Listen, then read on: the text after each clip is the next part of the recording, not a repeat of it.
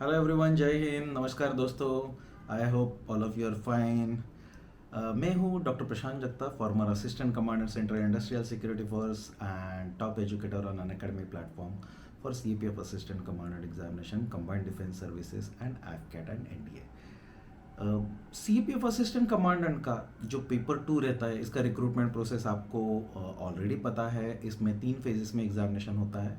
सबसे पहले एक रिटर्न एग्जामिनेशन होता है जो अगस्त महीने में होता है, जिसमें 2 पेपर रहते हैं। पेपर 1 एक ऑब्जेक्टिव मतलब एमसीक्यू पैटर्न वाला पेपर रहता है सुबह 10 बजे से 12 बजे, और दूसरा जो पेपर रहता है जिसको बोलते हैं पेपर 2, जो डिस्क्रिप्टिव पेपर है, मुझे मतलब जिसको लिखना पड़ता है आपको पेन से, वो दोपहर को 2 बजे से 5 बजे अगस्त में ही सेम डे एग्जामिनेशन होता है। इसका फेज़ 2 जो है, जिसमें पीईटी मतलब ग्राउंड वगैरह होते हैं, मेडिकल एग्जामिनेशन होता है और फिजिकल हाइट वेट वगैरह चीज़ें होती है, जो जनरली आपका दिसंबर में होता है। और इसका तीसरा फेज़ है इंटरव्यू, जो जनरली मई या जून के महीने में अगले साल होता है।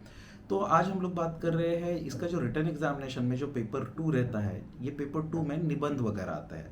तो ये पेपर 2 जो होता है, ये पेपर 2 को एसेज, आर्ग्यूमेंट्स एंड कॉम्प्रिहेंशन वगैरह ये चीज़ें इसमें आती है। और पेपर 2 का नाम है general studies essay and comprehension, 200 mark का रहता है। ये पेपर 2 में आपको निबंध लिखने रहते हैं। निबंध आपके पास आपको 4 निबंध लिखने हैं। 300 वर्ड्स का एक निबंध लिखना है, मतलब उधर 3 ब्लैंक पेजेस आपको एक निबंध के लिए दिए गए हैं। इसमें आपको ऑप्शन भी है। टोटल 6 निबंध के टॉपिक्स आपको दिए गए हैं, उसमें से आपको 4 लिखना है। लेकिन इसके बाद आपके पास एक चॉइस दिया गया है।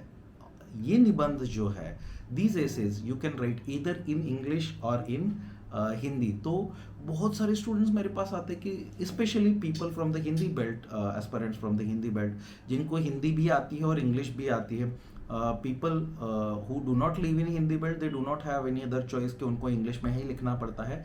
लेकिन जो हिंदी बेल्ट है, जिनका एजुकेशन हिंदी में हुआ है, जिनकी मातृभाषा हिंदी में है, वो बहुत सारे एस्पायरेंट्स मेरे पास आते हैं, मुझे पूछते हैं कि सर क्या करना चाहिए कि ये जो निबंध है हम लोग हिंदी में लिखें या इंग्लिश में लिखें। तो ये डाउट क्यों आता है? तो बहुत एस्पायरेंट्स बहुत खुद ही कंफ्यूज रहते हैं। They are not sure about their ability to write in English, कि इंग्लिश माध्यम के ऊपर या इंग्लिश भाषा के ऊपर इतना प्रभुत्व नहीं रहता कि हम लोग हिंदी में लिखते हैं करके।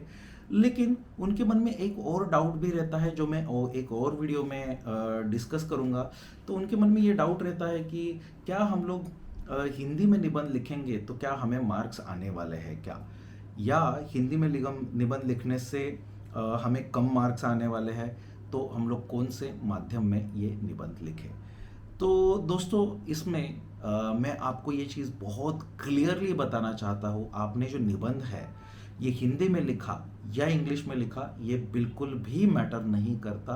निबंध वाला ये जो कंपोनेंट है, 20 मार्क का एक निबंध रहता है, 4 निबंध मिलकर 80 मार्क है। 200 में से 80 मार्क मतलब 40%, 40% मार्क का वेटेज अकेले निबंध का है।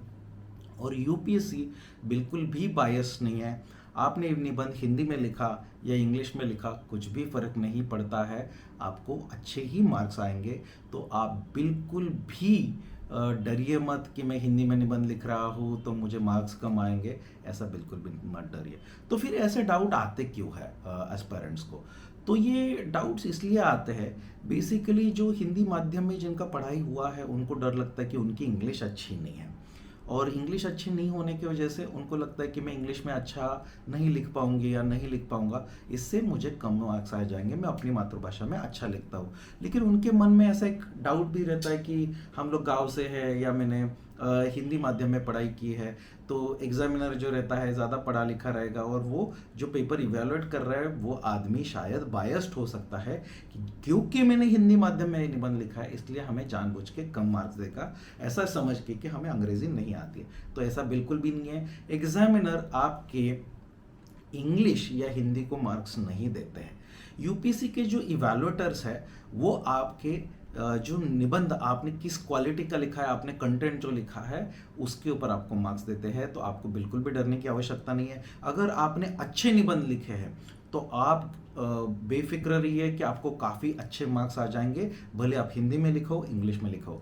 सो इसका मतलब क्या है? आपने हिंदी माध्यम में खराब निबंध लिखे तो मार्क्स कम आ जाएंगे, आपने हिंदी माध्यम में बहुत अच्छे निबंध लिखे तो आपको मार्क्स ज़्यादा आ जाएंगे। आपने इंग्लिश माध्यम में, इंग्लिश मीडियम में खराब पुअर निबंध लिखे, पुअर एसेज लिखे, you will get very less marks. If you write very good essays in English, you will get good marks. So UPSC has many times made it very clear.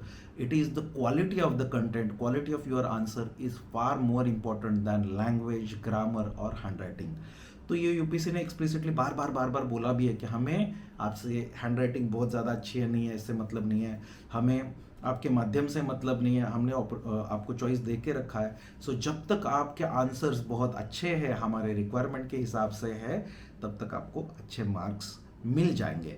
सो आपको डरने की बिल्कुल आवश्यकता नहीं है। अगर आपको लगता है कि आप हिंदी में बहुत अच्छा निबंध लिख सकते हो तो आपने पक्का हिंदी माध्यम को ही सिलेक्ट करना चाहिए और अपने निबंध हिंदी में ही लिखना चाहिए। एंड आपका फोकस, आपकी एनर्जी चैनलाइज होनी चाहिए ज़्यादा से ज़्यादा अच्छे निबंध लिखने के लिए, ना कि ये चीज़ों के ऊपर टाइम बर्बाद के लिए कि मैं हिंदी में लिखूँ, इंग्लिश में लिखूँ, ये इंग्लिश में अच्छा लिखता है, वो हिंदी में अच्छा लिखता है।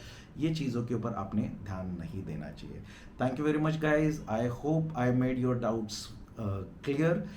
CPF assistant command and CDS और एफकैट का हम लोग का नया बैच अनअकैडमी प्लेटफॉर्म के ऊपर शुरू हो रहा है, जो इंडिया का सबसे बड़ा प्लेटफॉर्म है कॉम्पिटिटिव एग्जामिनेशंस के लिए, स्पेशली डिफेंस एग्जामिनेशंस के लिए।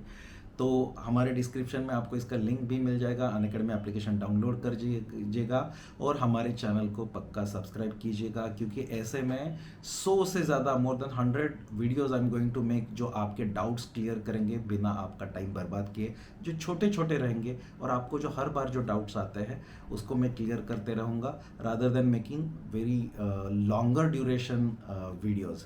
और डिस्क्रिप्शन में लिंक आप पक्का देख लीजिएगा अगर आप CDS, एफकैट या CPF का प्रिपरेशन करते होंगे तो। एंड अनअकैडमी के ऊपर जो ऑफर्स चल रहे हैं, बहुत ही अच्छे ऑफर्स चल रहे हैं CDS, एफकैट, CPF एग्जामिनेशंस के लिए। अगर आप ज्वाइन होना चाहते हो हमारे साथ, इंडिया के टॉप एजुकेटर्स के साथ पढ़ना चाहते हो, you can use referral code Prashant YT10 PRASHANTYT10। ये रेफरल कोड अप्लाई करने से आपको ढेर सारा उधर डिस्काउंट भी मिलेगा। Thank you very much. जय हिंद।